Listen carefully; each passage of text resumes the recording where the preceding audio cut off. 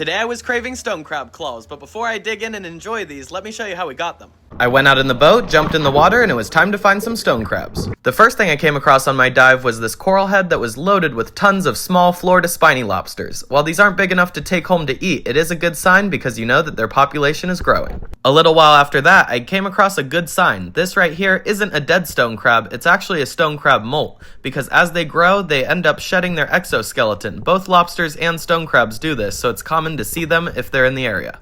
And it wasn't long before I came across the first stone crab of the day. When diving for stone crabs, the trick is to manage to reach in the hole quickly and get the crab out and manage to secure it before it manages to grab onto you. Because although the claws are delicious, they definitely pack a punch, and you do not want these guys managing to pinch onto one of your fingers. It really hurts. After catching the stone crab, the next thing I do is I go ahead and measure the claw and make sure that it's big enough to keep. Here in the state of Florida, you don't actually keep the entire stone crab like a lot of other crab species. Instead, you actually just harvest the claws and then you go ahead and release the crab and it'll regrow its claw another day. To remove the claw, rather than forcefully breaking it off, which can cause a life-threatening injury to the crab, I like to poke the membrane in its arm right here, which actually causes it to release it itself, which is one of its natural defense mechanisms. Then I just keep repeating the same process of catching the crabs, removing the claws, and then bringing them back down and letting them go in the exact same holes that I found them so that they can regrow them another day.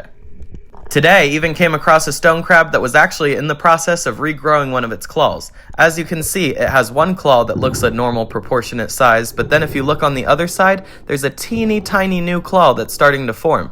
And this is how we are able to have sustainable stone crabs for generations to come. But even though it's illegal for people to harvest the whole crab, there are other animals that definitely enjoy a stone crab as well. If this octopus I found while diving had its way, it definitely would be eating a lot more than just a claw. Back inside, I brought some water to a boil and just added our stone crab claws in for the next 5 minutes. And after the 5 minutes was up, I just quickly removed the claws and added them to an ice bath. While I waited for those to chill, I just whipped up a classic stone crab mustard dipping sauce combining powdered mustard and mayonnaise, and then mixing in all the rest of the ingredients. And I actually find that the flavor of the sauce is even better if you let it sit in the fridge for a couple hours. Then when I'm ready to serve, I just go ahead and crack the crab claws, and just like that, we have delicious fresh stone crab claws, making the perfect appetizer. Stone crab season is something that I look forward to every single year. You just give it a nice dunk in the mustard sauce and enjoy. Does not get any more fresh than that. It's crazy to think that this same stone crab that we're enjoying right now is also alive and well in the ocean, and we might very well enjoy it in a couple years again. Now I'm gonna finish eating the rest of these, and until next time, get outside and see what you can find.